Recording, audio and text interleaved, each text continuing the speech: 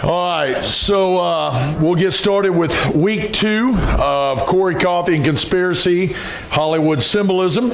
Obviously, I'll kind of bring everybody up to speed a little bit. If you weren't here 2 weeks ago when we did the first session, it's online. You can go out there and get it. We made some adjustments. So when we uploaded the video, we kind of got busted by YouTube, and so therefore we had to make some changes to it. We uploaded that, so it's available if you want to go and see that. And so, first of all, let me say congratulations on the shirts. All right. Yeah, so I guess we're doing a photo and put it on Instagram or wherever it goes. And so either way, what we're going to be doing, and by the way, if you didn't get a T-shirt and you want one, if you will, email us at preachercorey@aol.com. If you emailed us and you didn't get one, or you asked and you didn't get one, remind us again. We kind of got inundated. If we don't have your size, we got a second shipment coming in. So with that being said, we'll get cranking tonight. Obviously, we do this in the summer to kind of lighten the load for everybody. We kind of try to stick it to you biblically all throughout the year. This gives you some information, some things going on. So here we are, and as every week we start out, because 2 Corinthians 4:4 tells us that the God of this world is Satan. Now, if you are a born-again Bible believer, you should trigger when you hear that. You should know right away, okay, I get what they're saying. I know that Jesus Christ is the Savior of the world. I know God is on the throne, but they have decided, the Trinity has decided to allow Satan to be in control of this world at this present time. And so if you and I truly believe that, then we should be able to see the effects of that verse around us, okay? And that's what we've been trying to do. I keep showing this verse, and the reason I keep showing it is because literally in the last 4 years, I have put in hundreds and hundreds and hundreds of hours of studying out the stuff I'm talking about. Matter of fact, the stuff I teach to you is about 10% of what I am into, because I don't think you're red-pilled enough to, not all of you anyway, to be able to grasp a lot of this. And so, and what's the point of doing that? Just blowing people's hair back. So, but here's what I would challenge you with. If you came in tonight, you sit down, we show you some stuff, and you go, I don't know about that. Well, hold up, Skippy. Why don't you put in a little bit of time, study this stuff out, and find out if you can actually live by Proverbs 18:13. He that answereth a matter before he heareth it, it is a folly and a shame unto him. And so we're going to be bringing some of that out. So obviously this is our platform. This is our for lack of better terms, our outline and what we are studying about. And right now we're going to be dealing with the Hollywood thing this summer. We'll get into more other things. I actually will deal with September 11th. I think the greatest event ever in human history happened on September 11th, and we'll talk about that when it comes. But we're into Hollywood symbolism, okay? And how Hollywood is being used to prime you through predictive programming to get you to understand certain things. And last time we met, we talked about Aleister Crowley and to understand that he is probably the most influential individual of the 20th century and how that comes about through Hollywood even today. Francis Bacon, who was William Shakespeare, was the first one to come out on the scene. He was an alchemist, and he studied the mystery schools. He studied under John Dee. He made this statement. He says, it is easier to teach your audience with entertainment than with lecture. Okay? And you say, I don't know about that. Really? There's a room right next to me that we spent $40,000 to make it look like entertainment so we could teach kids. Well, that doesn't change. Adults are the exact same way. So even Manly P. Hall, who was the great Freemasonry writer, even said that symbolism was the actual language of the mystery schools. All right? They don't speak in language like you and I would. They would speak in symbols, and it transcends language barriers. Okay? And some of that you're going to see tonight. So what we're we're going to do tonight is look at the Super Bowl halftime show. And the reason I'm doing this is because, number one, the most watched event in all of history at any given year is not just the Super Bowl, it's the halftime. Halftime is more watched than the actual game itself. Listen, there is a reason why companies spend millions and millions and millions of dollars per second for those commercials at that time. And the reason being is because they know they've got you captivated, and so they want to be able to show some things. And so what we're going to do is look at this Super Bowl. Now listen, that doesn't mean the NFL is evil and you shouldn't watch it. Listen, all I'm doing is showing you some things. And at the end of the day, when we use terms like Illuminati or the cabal, understand the people who are really in power are not the morons on stage. It's not the NFL itself. People who are really running this planet, you don't even know who they are. They are in the background using puppets to send out their message. Now, we're going to look at the Super Bowl halftime thing, and I want you to understand, those of you that can remember, back in the 70s, the halftime was marching bands. Kind of like your high school today. It was a chosen college that they would get, and they'd come out and they'd do their performance. And come into the 80s, around 84, 85, somewhere there, it switched over and you went from marching bands plus an additional performer, okay, or two. But in the 1990s, everything changed around 93 when Michael Jackson, if you guys remember, they got rid of the bands, and then what happened was the bands went away, and we ended up with just these performers. And so Michael Jackson comes out in 1993, and he is the main person, right? Okay, but when it really took off was in the 2000s. And really, to be specific, was 2004. Okay? And in 2004, an event happened that changed the way everything ever went. It was the most searched image on all of Google. You know what it is? Janet Jackson, right? We know the whole story. We have a wardrobe malfunction, right? Okay, and the whole world is up in arms. We got preachers preaching against it. See, that's why you should have been in church and all this garbage. You know what's crazy? The whole world went nuts about a woman having her breast exposed, right? You think that was planned? Yes. And let's just be honest for a second. Was it that life-altering? I mean, seriously. We have the internet. You can look at whatever you want on the internet. This is not that big of a deal. It wasn't a wardrobe malfunction. There was a purpose and intent behind it. Okay? So obviously, I'm not going to show any of that. However, do you guys know what went down once her breast was exposed? She had jewelry on. Do you realize that? Now, don't go image Googling it or whatever.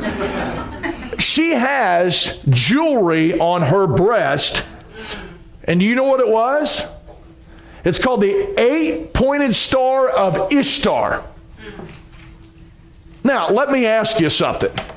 Do you honestly believe she had a wardrobe malfunction and she just so happens to have a piece of jewelry on of Ishtar? Oh, sorry, made a mistake. Grabbed the wrong part of your wardrobe, right? No, what they were actually trying to do is show you that piece of jewelry. While the world was up in arms about this bare breast, they didn't even realize what they were actually doing was giving you esoteric symbolism right there in front of your face, and you didn't even know it. All right? Now, that same 8-pointed star, if you go back to the Sumerian tablets, is there. It's right here. How about the movie Eyes Wide Shut? How many of y'all, don't tell me you saw it, you've heard of it, okay? Right? This is Stanley Kubrick's last film. Stanley Kubrick was the director of The Shining, and he's all kinds of Illuminati. And in that movie, Eyes Wide Shut, he shows you exactly the way a ritual sexual acts go on within the cabal. Do you know what happened to him before the film showed up? He died. Mysteriously. Okay? And right here in the background of this scene is that 8-pointed star. Okay? Here it is with Tom and Nicole here. And right now in this room, somebody's going, Corey, that's a Christmas star. Yeah, it is. You ever just stop for a second and think, what's up with that star on the top of that tree? And why does it look like that? Why is it 8-pointed? Because it's the Star of Ishtar, okay? Here we have it in Lady Gaga's Guy video. Right here in the middle of this whole area here, you see the 8-pointed star. All right? You ever ate one of these? You just, by happenstance, we have an 8-pointed star on Easter, Ishtar. You do realize if you don't carry a King James Bible, you have a hard time discerning what Easter really is. Because the King James is the only one that lays that out in the book of Acts right. Okay? Now, Ishtar, Easter, Easter eggs, those of you that went through church history with us, we pulled all this out and showed you. All of this goes back to Semiramis, Nimrod's wife. Osiris, Horus, Ishtar, right? Semiramis. Now, here we got Beyonce. Look at her ear. 8-pointed star. Hang on to that thought of that 8-pointed star. We'll come back to it. How about Wonder Woman? Right here in the center of her forehead. Just by happenstance, right? I mean, think about it just for a second. Janet Jackson, Wonder Woman, Cadbury eggs, eyes wide shut. This symbol keeps showing up, and we're just like, oh, yeah. No, what we're doing is going, I can't believe she showed her breast. That's not the big deal, guys. First of all, it is a big deal, but that wasn't the big deal that they were trying to do. Okay? Now, how about Captain Marvel? It's on her chest right here, 8-pointed star, and just look back in the background.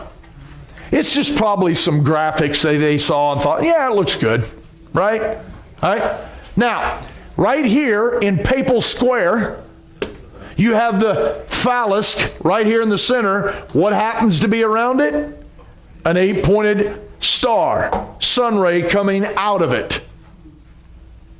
Now, here was your Olympics in 2012. This is over in London, right? The London or the British flag, which is back here in the background, is got an 8 points to it. It's called the 8-pointed Union Jack, right? So the stage is laid out in 8 points. That flag is in 8 points. And just in case you thought we might be off our rockers on this one, what's up with the 3 pyramids? Yeah, I sit around my room and just think this stuff up. No, they put it out in front of you day in and day out, and you don't even realize it's there. Because why this is coming out, we're like, oh, wow, look at the runners. Oh, wow, look at all the pretty colors, all right? Now, so then let's get into 2012. So 2004 is when it kicks off, and you can get in, and they show a little bit of stuff here and there. Now, don't get me wrong. Every time you watch the Super Bowl halftime, it's not some big, huge ritual the whole time. There are some normal stuff going on. They just intermingle this stuff in it. But in 2012, we got into Madonna, right? Okay? Starts out her coming out on a throne. Notice her hat, okay? Notice she's coming out on this throne. Notice down beside her is a column and a column. Those of you that have studied the Freemasonry with us, there's always a checkerboard floor and 2 columns. And we'll talk about what those exact 2 columns are later on and what they believe they usher in from other dimensions or other areas. All right. So here she is with her Egyptian King Tut heads, the 2 columns coming up beside her. Notice the headdress. You know who she's trying to be? Semiramis. My wife and CJ were up at Nashville this week. He was playing at Vanderbilt, and so they took some time to go to the Pantheon. All right. You sure that's what it's called? All right. All right. Anyway, I thought it was Parthenon, but either way. So they go in to this replica that is just like the one in Greece. What's sitting on the throne in there? This. Almost identical. Okay? Now, here she comes out, and notice what she's doing. Okay? Two fingers up, the other hand's coming down. This is the exact picture or imagery that we have taught in here multiple times of Baphomet. Okay? Baphomet is the heterogeneous goat god that all of them, Pan, the goat god, this is what they're into. Mount Hermon, all this ties into him, okay? So what she's doing, and even over here on the Magician Tarot card, this is Aleister Crowley's card on the Magician. What is he doing?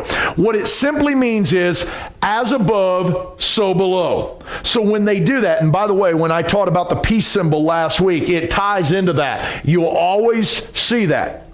Guys, when you go looking at pictures of popes throughout the centuries, look at the position they have their hand in. It's always like that, okay? You can see pictures of Jesus that people have drawn during the Dark Ages, and it's always got him doing that peace sign thing, okay? So here she is, headdress on, Ishtar, doing the Baphomet symbolism, okay? So she comes out and spreads wide open to what we know as the winged disc. For those of you that went through this last summer and can remember some of it, I showed you that winged disc is from Egypt, and it's all on our masonry stuff. It's all on the George Washington, my mind went blank, not the temple, but the George Washington, Monument. There you go. My mind went blank. I kept wanting to say temple, but it wasn't a temple. It's the monument. That winged disc is on there. Notice the hat. Okay, this is a statue of Ishtar, Semiramis, Aphrodite. There's tons of names for her. Diana. They're all the same name. It's the same woman. It's Nimrod's wife. And here's her hat. Here she is with the winged disc. This is the movement she's trying to do. Okay, so notice, this is as we pan back, I want you to notice that up on top here is the letter M. Obviously for Madonna, right? Well, at least that's what they're going to tell us. But I want you to notice as the M's come down, notice the font is very sharp. It's not got a loop to the M. It's almost like an upside down W, or notice the V right here. Okay, and it comes down and makes an X with a circle around it. You have got to pay attention to that, because I'm going to do a whole Wednesday night on that one symbol. It is everywhere. All those little cool movies you're into with all that DC and Marvel and all that, this thing shows up everywhere, okay? Now, here's her stage. Same thing. Notice the M, but really notice the circle with the X around it. Now, the reason I'm taking my time here to take you through this, I want you to get this symbol in your head. Because if you just start looking around past your nose a little, you will see this everywhere. Brand new movie coming out. I just saw the previews the other day online.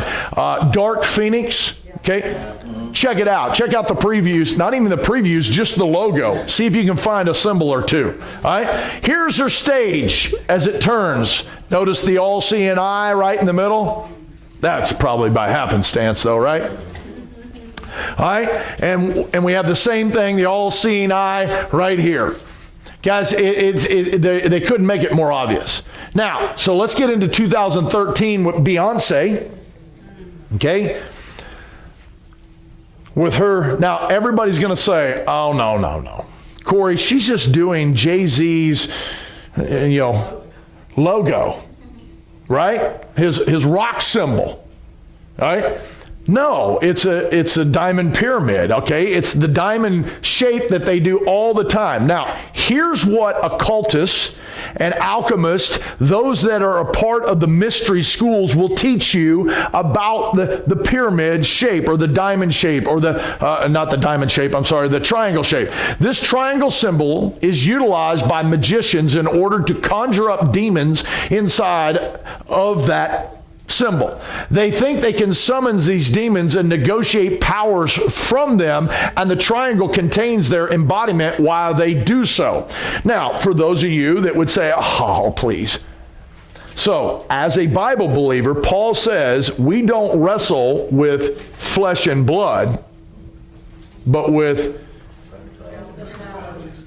principalities, powers from dark places. Okay, so for you and I as Christians to dismiss these people believing in conjuring up demons, that's ignorance. Because Paul tells you real quick, that's what you're up against. Right? So what happens is when they do this stuff, even Anton LaVey, who believed in what was known as the hex, where you'd hold up your hand with two fingers and you'd point. They believed in hexing people. That's the whole purpose of the hexagram, all right? And so what they believed was that what they did summons dark entities to go against other people through these symbolisms, okay? So why do you think they do them? Now, for those of you who go, I don't know that I buy into that symbolism stuff. Okay. So, what about the guy driving down the road that's got the fish on the back? Right, he's got a symbol, right? By the way, that's pagan anyway. Dagon, the fish god. But for those that got it, what are you trying to say? I'm a Christian, right? The guy that drives down the road's got a cross on her. You got one hanging from your neck. You're trying to say something to other people through a symbol. Okay, they're doing the same thing, right? So you've got Beyonce doing that, and we'll come back to Beyonce. How about Bruno Mars on February the 2nd, 2014? Okay, right in the middle of the stage, you have the pyramid. Once again. Now, is it just me, or am I finding these things, or it just seems to happen that every single year we have some type of stuff coming up, some type of symbolism that shows up in every single one of these things? Now, you're right. I'm probably the guy off my rocker. Or it may be you, because you just can't see what they're doing. And yet they show it. Bruno Mars shouted "Illuminati now" during his performance. Well, let me just tell you, Bruno Mars is not a part of the Illuminati. He is not important enough in this world to get to that level, okay? But he is being used by that very group. Now, how about 2015 with Katy Perry? Now listen, remember last year we started out this whole series where I showed you Katy Perry's video on E.T., where she is promoting having sexual relations with either an alien or a demon she can't tell, right? And oh, by the way, how many of y'all sit there with earbuds in your head and listen to that stuff? And yet here's a young girl impressing other young girls that it's all right to have sexual relations with other entities. Well, then when you go back to Genesis 6, and that's what went down there, and then you go to what Jesus said, and he says, yeah, what went down back then in the days of Noah, that's going to go down again when I come. All right? And yet, here's Katy Perry prepping all the young ladies for it. All right? Now, Katy Perry, before I even go into her Super Bowl, what do we know about Katy Perry? Okay, what we all heard is, well, she was a Christian. She was raised in a Christian home. Okay, before you go that far, isn't it interesting if somebody just names Christianity, we just buy into it? Like, oh yeah, they're Christian. How do you know? Well, they said so. Now, for those of you that may know a little something about her, you may think, well, wait a minute. Her parents are traveling Pentecostal preachers. Okay.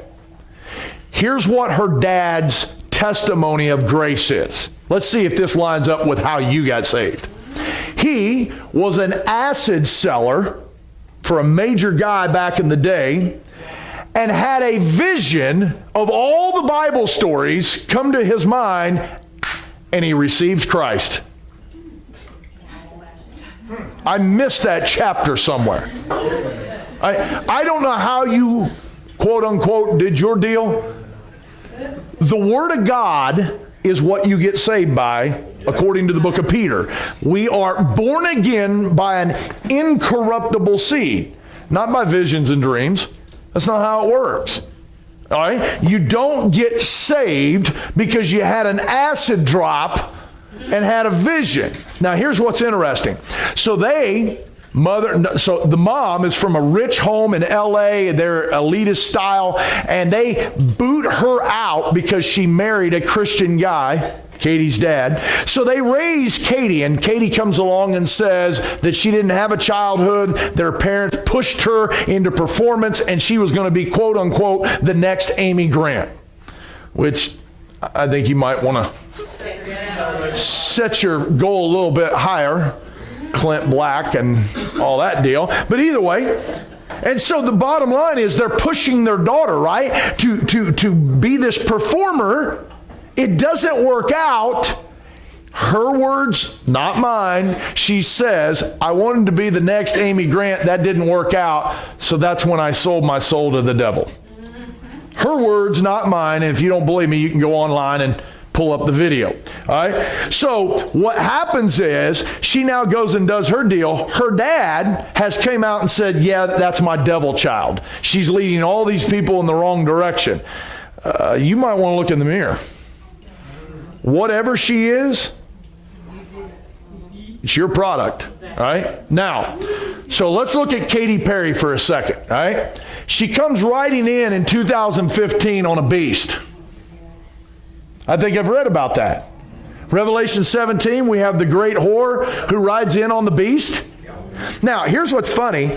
Do you know a lot of Christians don't actually believe the Bible, but do you know who actually does? The Satanists, the Luciferians. All right? And so what happens is, for those of you that don't realize, when I was talking about Aleister Crowley last week, Aleister Crowley is really big in what's known as sex magic, where you summons demons while having relations with a man and a wife to try to produce a quote-unquote demon child. Right? Now, for those of you who go, oh, that's crazy stuff. All right? So NASA's first stage, if you will, was what was known as JPL, Jack Parsons Laboratory, right? Or Jet Propulsion Laboratory by Jack Parsons, all right? For those of you that have seen Martian with, yeah, he's stuck on Mars and they're trying to get back. And so, you know, you got the guy over there, the Asian guy who's Teddy or whoever, and he's working on the thing. So anyway, that's JPL. JPL, Jack Parsons, was connected into the Thelema magic of Aleister Crowley. And what did he do? He got together with a woman and they had what's known as Babylon workings with his best friend, Ron Hubbard, who is Scientology, right? So they come together with this woman and they summons these demons and they try to have this Babylon working kid, okay? And what they were trying to do was summons in the whore of Babylon. For those that are in the know, biblically, we would see that as, that's a horrible thing. By the way, she's already here and she's been here for a while. She's a religious system. She's not actually a real human being walking around. Now, bottom line is, here's Katie coming in, right? So Super Bowl, that Super Bowl in 2015 was held on February the 1st, which so happens to be what's known as the time of Embolic, which to the mystery schools, the Celtics, the Druids, all the way back through all those mystery alchemy schools, what you had on Embolic was believed that what they did is had the old hag, okay? And the old hag would go out on that day searching for firewood. Because if she could find more firewood, she could make winter last longer.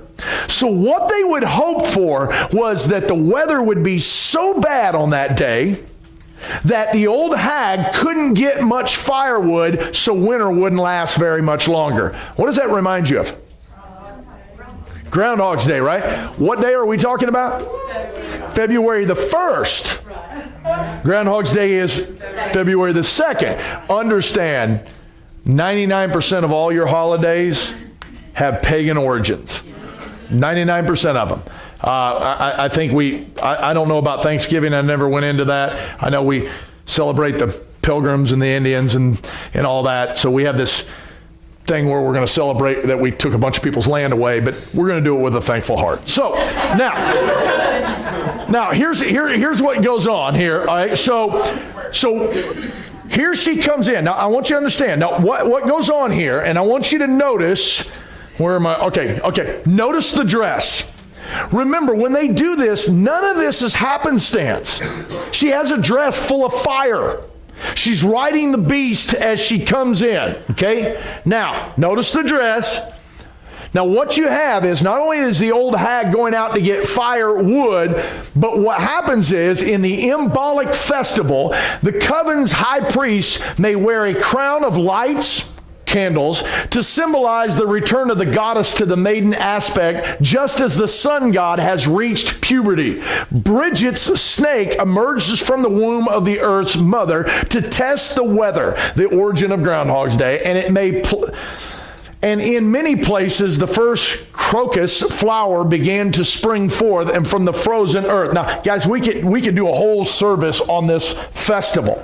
The Christian religion adopted a number of these themes as followed. February 1st became Bridget's Day. February 2nd became Candle Mass Day. Did you ever take part in that, Ray? Candle Mass? All right. So what they would do is they bring, through the Catholic Church, they bring in the candles and they would bless them because these candles, the fire, is going to continue out throughout the year. And then they would do it again the next year. And it would take you all the way through. And what the alternative date was February 14th for Candle Mass.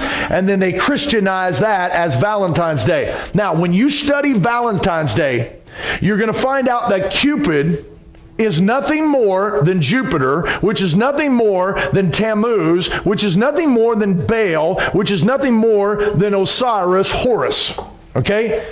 And his mother, Cupid's mom, it's Venus, it's Columbia, it's Semiramis, it's Aphrodite. It's all the same thing. Now, I'll give you an example.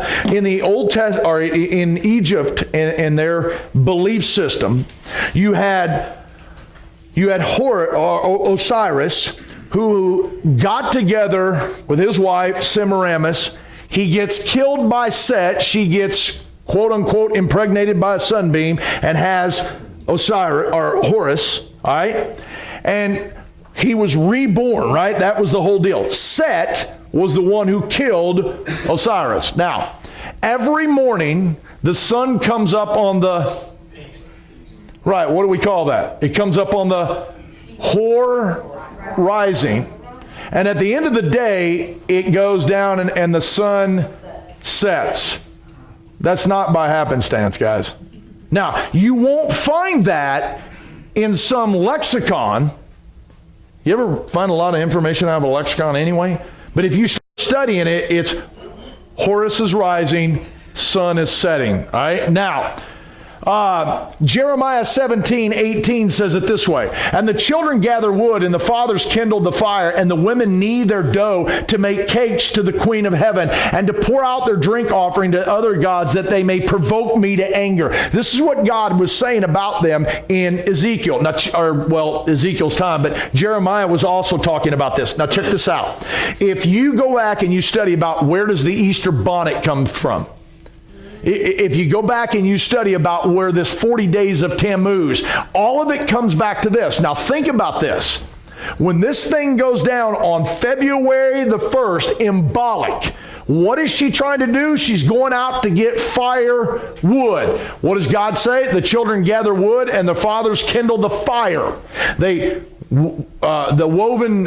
women knead their dough, okay, and they make cakes. And the way it would work is they would take cake these cakes. They would burn one of them. They would put them in a bonnet, and you would reach in, and whoever grabbed the burnt one was sacrificed to the sun god.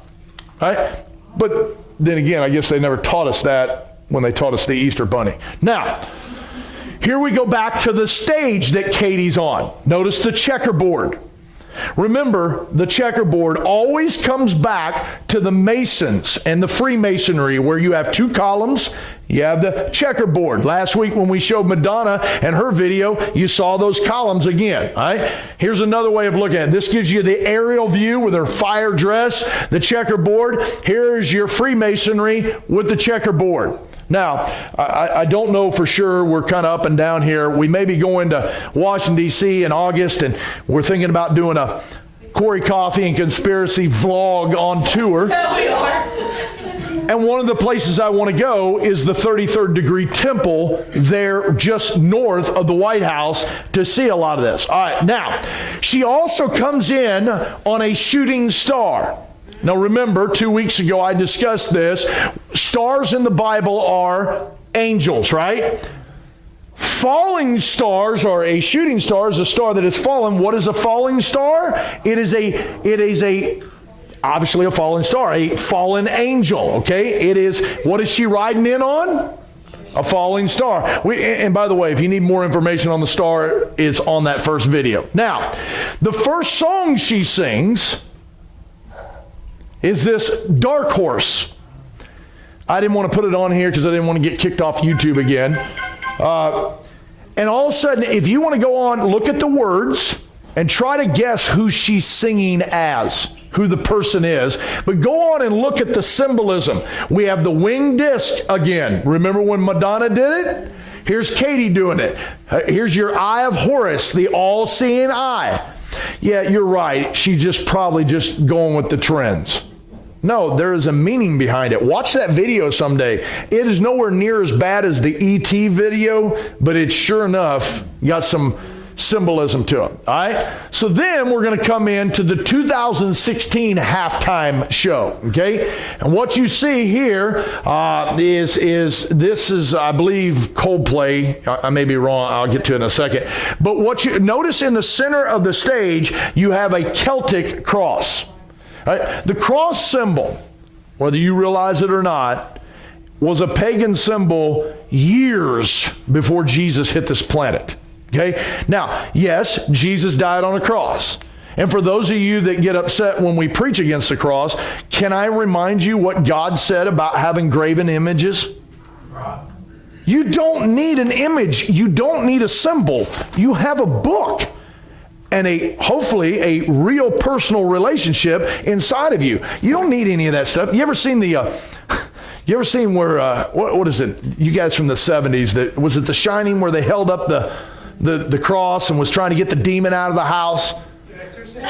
Was it The Exorcist? Yeah, I knew somebody from the 70s who would know this. All right? So bottom line is, you can hold a cross up all you want. It's not going to do anything. If you read in Revelation 12, do you know how you overcome the devil? Two things. The word of your testimony and the blood of God, or blood of Christ, okay? Now, so at the end of the day, symbolism is not what we need, but notice the Celtic cross. Now, on stage, right here in the middle of it, you have the flower of life. Understand all the circles. This is an actual, it goes back to Pythagoras, all the way back to the temple of Osiris in Egypt. This is an actual sacred geometry. And understand, when it comes to the mystery schools, geometry is the ticket. Okay? And so what you see is this symbol everywhere. To the average goer, they look at that and go, yeah, that's cool. What is it? But to them that are in the know, they know that's an occultic symbol. That's a hidden symbol about the flower of life. It's on their drum set. All right, it's over here. Where did I see it? Oh, down here on their stage equipment. It's on his shirt. We got. Yeah, it is Coldplay. The guy with Coldplay here. So it's on his shirt. You can kind of see the circles in there. And then you got Beyonce who jumps him back again. Now she comes in with her Black Panther party. That's what that was. All right, and it was trying to defend Kaepernick and all this other stuff, but she knows she got the big X. Yeah. All right? Now, I just, when I see this, I want to quote Forrest Gump, where he says, sorry about breaking up your Black Panther party. So this, I had to go there with it. All right. Now, notice inside not only the Celtic cross, but the people are dressed in black, and they're coming in to make a black cube. Remember, I mentioned this 2 weeks ago. I will eventually get to this. The black cube is a major symbol.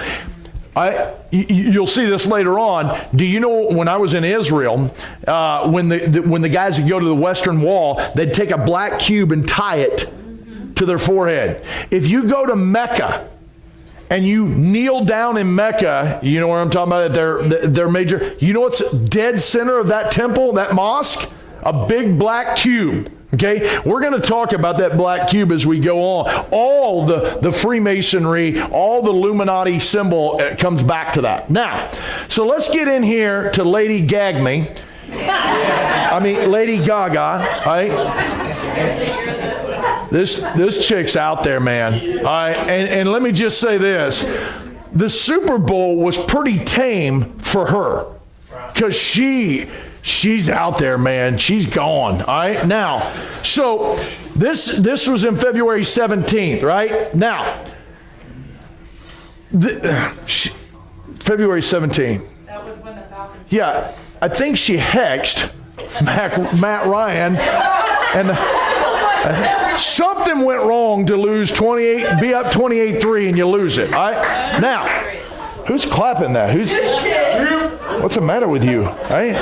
Now, so let's get into Lady Gaga here. All right, notice the floor. Now, I'm going to show you a few things here, but notice the floor. First of all, she comes flying in like a fallen angel. If you guys remember, she's up singing, and she jumps over and goes in and does that deal. So anyway, she lands on this pillar. Notice 2 pillars, checkerboard.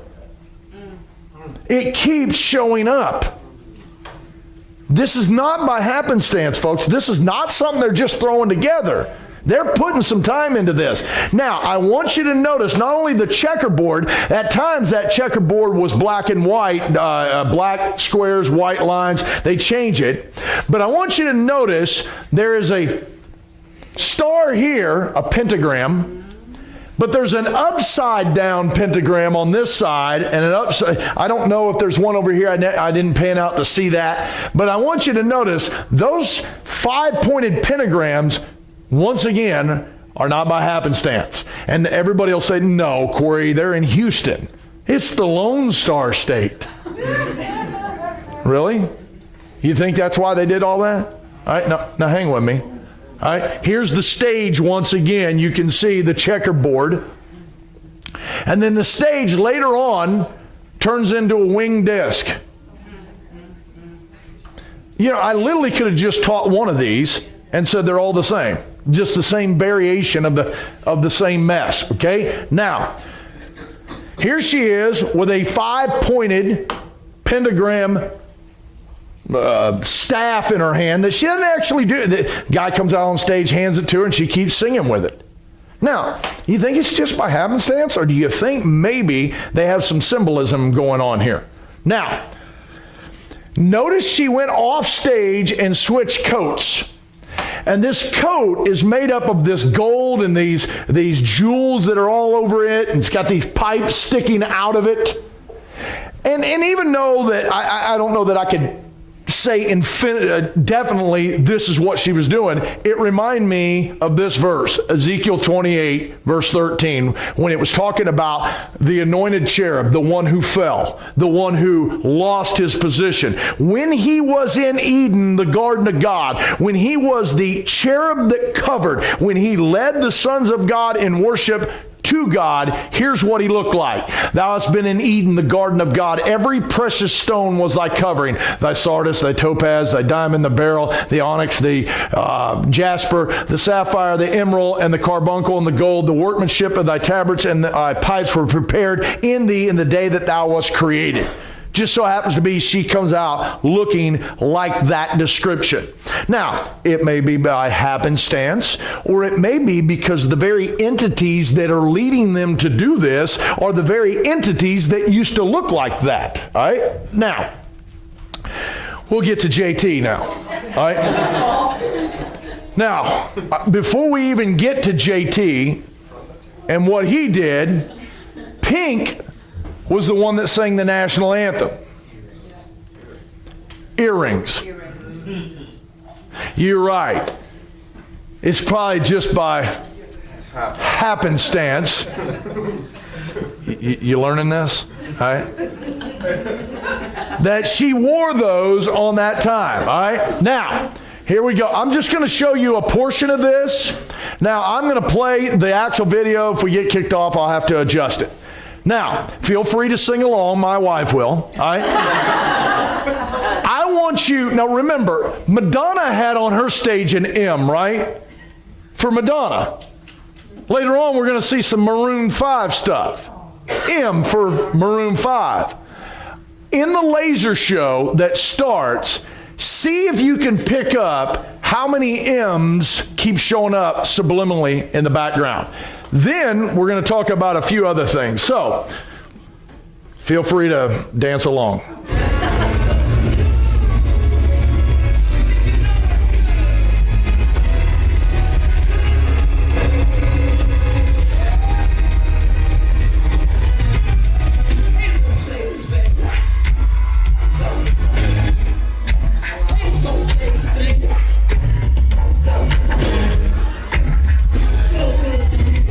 M, M, M, M.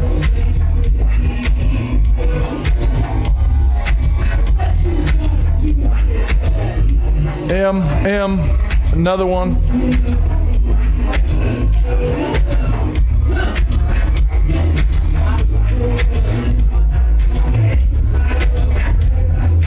M, they're in the background, M's.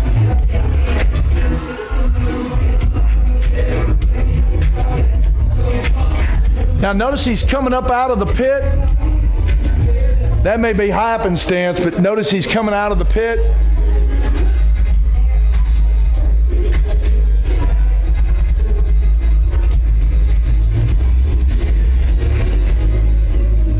And I think I can dance better than this guy. Now, I'm gonna show you some stuff. I'm not gonna play the whole thing. It's like 12 minutes and we're out of time. But I want you to notice there's gonna be some boxes on the stage, some cubes. And those of you that have heard me teach about CERN and the wormhole that they're trying to create, or the portal, or the opening into another dimension.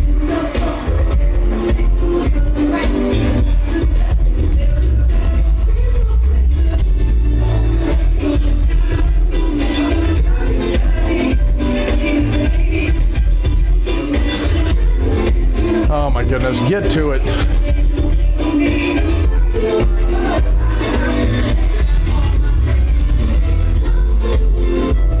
All right, it's going to come up here on stage if he'll finally quit gyrating around and get up there.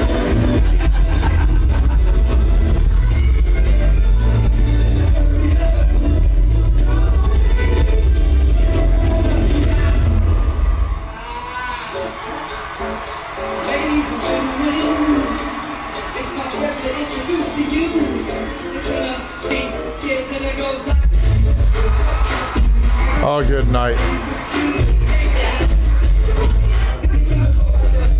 Yeah, I'm going to skip it. Watch him. Watch him. Well, I'm just tired of hearing the guys sing, personally. All right, now notice them right there. You notice the openings of them right here? Yeah. Okay, now when you learn about CERN, this is their logo to begin with, of the opening up.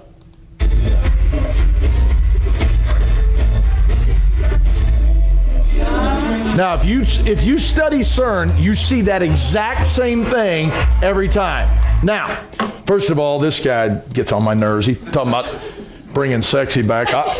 I'll have him know it never went anywhere. All right? Now, So let's close out here, okay, with obviously the one in Atlanta just a few months ago, right? Everybody went crazy. This one's probably fresh in everybody's mind. And here we got Maroon 5. Notice his shirt. You're right. He probably just pulled that out of that was the one fresh out of the dryer. No, he's got a checkerboard on, right? But it doesn't stay on. Right? Yeah. Everybody's like, oh, look at him take his shirt off. It's Janet Jackson all over again. Why everybody's enthralled at this dainty guy taking off his shirt. What's the tattoos? Huh? That's Eye of Horus. It's the same tattoo in a different version, right? But now I won't ask for a show of hands, ladies or gentlemen, or how many of y'all went crazy when he took his shirt off? Once. Oh, good night. All right, now, what do you think he's doing here? Now, we've talked about this one. Is a esoteric symbolism for 666. That's not some Baptist preacher's view of that. This is what they say about it. Okay? This is a different variation of the same thing. Notice, why do that? What other thing would that be doing? Like, you see that and you're like, oh yeah, right on, brother. I don't even know what you're doing if I'm not in the know. Okay? Now, there's his stage. Well, it's M for Maroon 5. Same font as Madonna's. The only difference is the X and the circle is not there. And oh, by the way, all those JT laser lights were doing the exact same M. You think it's about Maroon 5? Do you think it's about Madonna? Or do you actually think it's about Masons? Guys, this is where it's at, all right? So here's what we're going to do. We're basically out of time. So here's what I'm going to bounce next week into the award shows and show some more of this. Then what we're going to do once we get out of this realm, I'll start giving symbols and then taking you through some movies. But before we even get to that, I want to take you through some predictive programming. One of the cool things that we'll do is The Simpsons. You think Notre Dame can predict the future? The Simpsons are so far in front of Notre Dame, it ain't funny.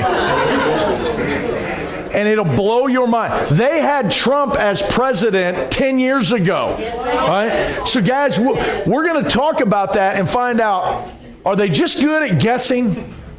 Or maybe do you think maybe they may be in the know? So, all right, God bless you. We'll see you next week. If you have a shirt, please next week so we can pick up